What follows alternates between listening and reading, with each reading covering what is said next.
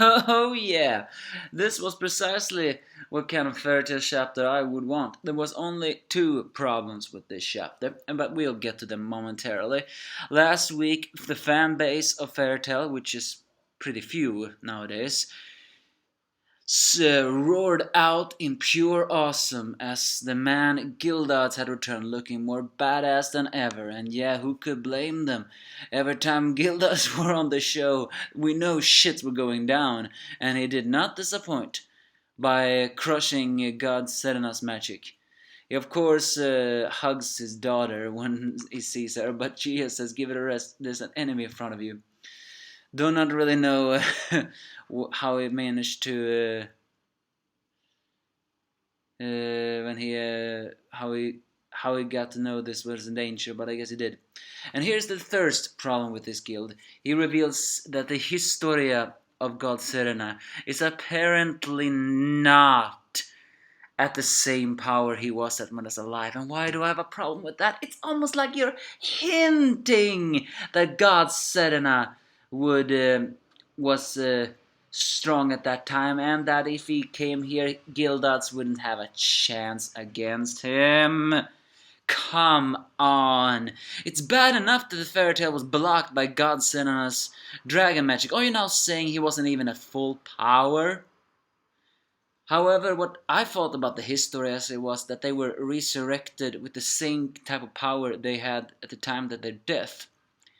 Meaning God Serena shouldn't have been weaker. It should have just have been his strength. But then maybe Nineheart's Historia have gotten weaker. Who knows? I mean, in the end, Gildarts did not disappoint. He did exactly what we suspected him to do, and that was crushing God Serena. And quite easily, mind you. That's just what I wanted. I wanted God Serena to lose pathetically. Why? Not only because of the kind of character he is, but also because if Gildarts gonna struggle with someone, and don't get me wrong, I don't want him to struggle against someone, but if by some miracle he will struggle against someone, it has to be either Irene or August. It wouldn't make sense if any of the other Springham gives him a fight. But Lacrade has been so, or Rakid, whatever his name was, have been hyped up so very much, so maybe he is the hidden triumph card and the strongest of them all. And then comes the second problem with the chapter. We see Romeo. I actually complained last week that we saw Romeo rushing in, and I actually said that why is that brat running in? He has no magic power, and ironically, it seems like someone noticed that, because he is one of the first who is actually quivering in fear, because he's terrified of all the enemies here. And even though he rushed into the moment, he is very terrified. But Wendy gives him some encouraging words, and that is actually... I mean, there have been some minor debate that maybe Wendy and Romeo should be get romantic involved because they're same age, which is not exactly true. Technically, Wendy was frozen in time 7 years, so technically she is 7 years older than Romeo, but not biologically. Her time was frozen, so then I guess they are in the same age. But I guess it was nice minor detail, because that was actually my second problem. Romeo here, but come on, you're a brat! With a feminine voice too. It's that, of course you stand no chance against this. No matter how badass you are as a fairy tale member, you're just a joke. I mean, the moment I saw he was a joke was when I saw that he tried to inherit Natsu's spirit by standing up to some random guild, and his flame was just blown out like that. Then, right there and there, I knew for a fact that Romeo can never catch up to the man he admires. At least not in the age he is now. Don't get me wrong, it's pretty rare to actually have such muscular abs in that age, so that's the only credit I give him. But then the chapter continues with Agil being in the way, and strangely enough, the people that decides to stop him is Elfman and Lizana. Elfman using a sand beast, but getting trapped in an antlion farm, but being saved by Lizana in a new bird ability. I'm actually surprised that they are the ones who are gonna fight them. I mean, we have been complaining lately that the minor fairy tale members of the Citrus, I mean, only the Citrus team from the Tenjo island should take on a Springham. If the other small fry does that, it wouldn't be as fun. But I actually was surprised that they too will handle this. Why? Because if you think about it, shouldn't Juvia be the guy who take care of Agil? I mean, Agil is sand, she is water. If Juvia fought Agil, she would make quick work of him. Granted, it's not exactly known if these two siblings have any chance against Agil, but we'll see. And then Mira appears and she decides to take care of Jacob, which is actually a pretty bad matchup for him, given to the fact that half of her clothing has been blown off.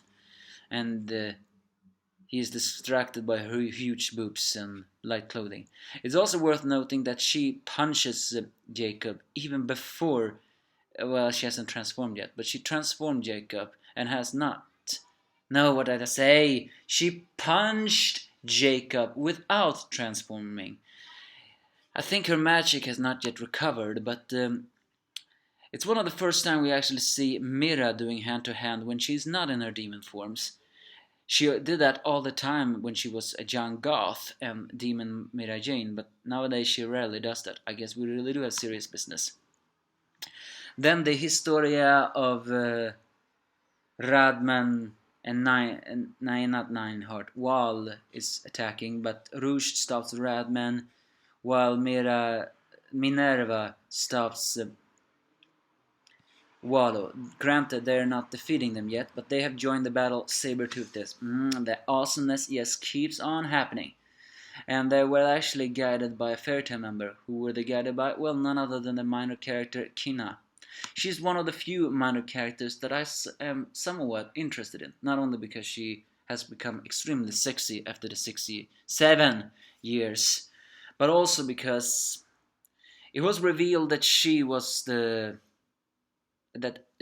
form of Cuberius, that snake pet of Cobra, Eric. So, is there a chance that she will join this fight, fighting side by side with Eric? I mean, it would be pretty cool if she can transform into her Cuberius form and fight side by side with Eric, Cobra. She did say she learned magic, but, well, we shouldn't have our hopes up. Sting is still not there, but I think he will get them later. And well, Angel Sorano is pretty, well, amazed at the fact that they're fighting for something other than their own guild. She's a little bit heartwarmed about that. But given till she's in bathing suits and dancing about this, well, I guess she's the embarrassing sister. And Fairy Tail just keeps charging forward, never stopping, even though Romeo is still shaking. Gildarts finally breaks off God Serena with one mighty punch, crushing evil, spreading the truth, Empyrean. And if there's one, you can complain all you want about power of feelings. I believe in it, because I know in real life it's very difficult to believe in that anymore. But even you people have to say that this was more about moral. I mean, the huge amount of, just think about it. If this was real life, and Gildarts just defeated someone like that, and saying, let's just go, the guilds just hop, skip away, wouldn't you be fired up with an enormous amount of strength like that? Enormous amount of moral. And that moral is enough for Romeo to snap out of his shaking and decides to join the battle after all. Still pisses me off, but what can we do? Fairy Tail is now charging forward. They are not stopping, and they do not plan on stopping. But on a hill, as the Fairy Tail members run away, we see Invel looking down cold, or cold, have his cold stare staring down, a pun intended. And fittingly enough, next week's or next chapter is called The Winter Mage, or something like that. After all, Invel had the title Winter General, the right-hand man of Seraph. Are you telling me now that the right-hand man of Seraph is now gonna join the battlefield? Now this is gonna be interesting. After all, we haven't seen a single bit of what Invel can do.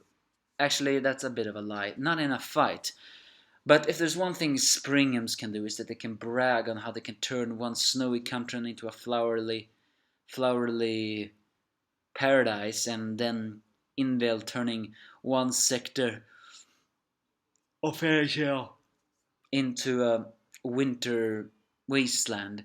So, well, we have seen his stuff. We just haven't seen exactly what he can do. But now he is here, and he is staring down on Fairy Tail, obviously looking down on them. But I think it seems very likely he will join the fray next week. But the problem is, though, is he gonna stop most of the Fairy Tail members? Is this battle gonna be with between Grey and Juvias versus Invia? Who knows? But this was just a pure, simple awesomeness. Besides those two faults I just mentioned, this was pumped up adrenaline. Gildarts returned, and he did not disappoint. Give me your faults if you have any.